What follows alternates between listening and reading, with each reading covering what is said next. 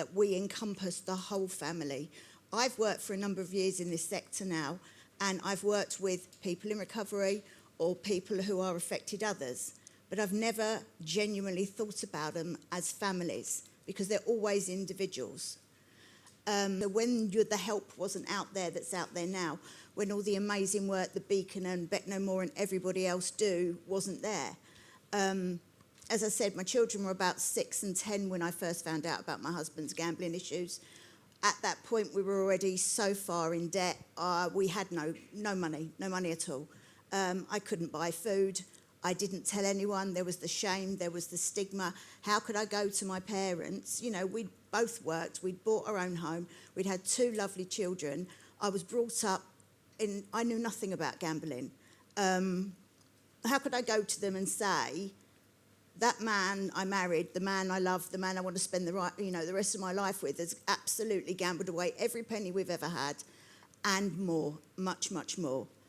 So for many years I kept it a secret. It had effects on my mental health, it had effects on the children's mental health for all the reasons we've talked about today.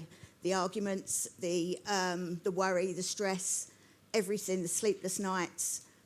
And she told me that through her desire to gamble, she had committed fraud on the family friend that we had spent weekends at and that I'd grown up with. And that was obviously the reason we couldn't go.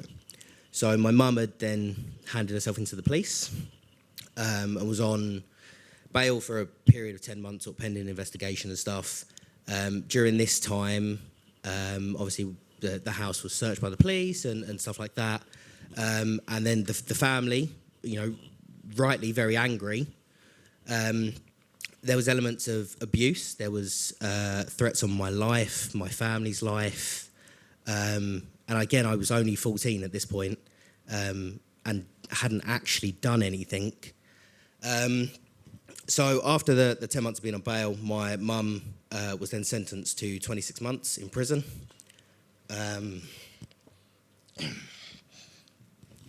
I discovered gambling after she'd gone away from myself.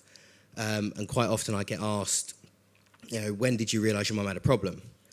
And she'd been out of prison for about 2 years before I went. She had a gambling addiction because growing up there was no education around it and I had no support. There was no children's charities that were going to tell me about anything. So all I had was school counselling, which helped kids with exam stress. And she had no knowledge on gambling or prison.